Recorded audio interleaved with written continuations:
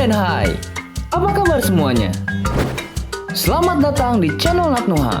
Jangan lupa di subscribe dulu ya. Bersua kembali bersama seni budaya.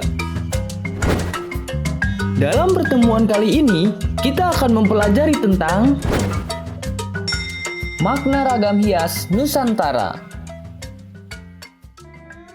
Tahukah kamu, apakah makna simbolis dari ragam hias yang terdapat di Nusantara? Nah, ragam hias bentuk flora, fauna, dan geometris di masing-masing wilayah Nusantara memiliki maknanya sendiri-sendiri.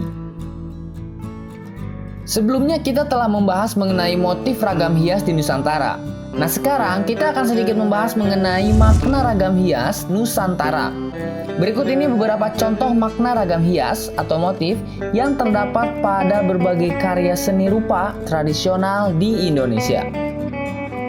Yang pertama adalah kawung. Nah, kawung ini berasal dari bahasa Sunda. Kawung itu berarti aren atau kolang-kaling. Ragam hias kawung menyerupai bentuk buah aren yang dipotong melintang sehingga kelihatan 4 biji aren. Ragam hias ini udah lama banget dari zaman nenek moyang. Nah, ragam hias ini memiliki makna keserasian hidup di dunia dan akhirat, ataupun kehidupan yang selaras antara dunia dan akhirat. Yang kedua yaitu flora. Ragam hias flora itu banyak sekali ya bentuknya. Tapi di sini contoh salah satu ragam hias flora antara lain adalah pohon hayat ataupun bentuk sulur-sulur, pohon yang merambat. Ini tuh memiliki arti ataupun makna sebagai pohon kehidupan yang maknanya itu adalah kesuburan dan kehidupan. Nah, ragam hias ini berkembang pesat sekali pada masa Islam. Yang ketiga adalah fauna. Dunia fauna atau binatang ini sering sekali menjadi inspirasi dalam penciptaan ragam hias. Ini banyak juga ya, kalau misalnya di relief Candi Borobudur ada ragam hias gajah. Terus kalau di Bali banyak dijumpai ukiran berbentuk singa bersayap. Jadi sebenarnya fauna ini dari setiap daerah mempunyai makna yang berbeda-beda. Ada juga yang faunanya sama tetapi berasal dari daerah yang berbeda. Itu juga akan menimbulkan makna yang berbeda dikarenakan asal-usul dan pemaknaan dari setiap daerah itu mempunyai artinya masing-masing. Yang keempat adalah lar. Itu dari bahasa Jawa berarti sayap. Bentuk ini merupakan penyederhanaan dari ragam hias Garuda. Jadi sebenarnya lar juga ini merupakan pengembangan dari motif hias fauna gitu ya. Jadi yang terkenalnya salah satunya adalah motif lar. Nah, di Jawa ini tuh dimaknai sebagai simbol kekuasaan. Makanya karena ragam hias ini tuh dipakai pada batik larangan yang semulanya itu hanya dipakai oleh para bangsawan dan kerabat keraton saja. Yang kelima adalah geometris. Nah, umumnya motif hias geometris ini merupakan motif yang serba lurus, melengkung ataupun melingkar. Jadi pola-pola yang diulang kan biasanya seperti itu. Nah, di sini kita membaginya juga ke dalam beberapa bagian, yaitu motif hias geometris meliputi ada tumpal, ada meander, pilin, dan swastika. Nah, yang pertama adalah tumpal.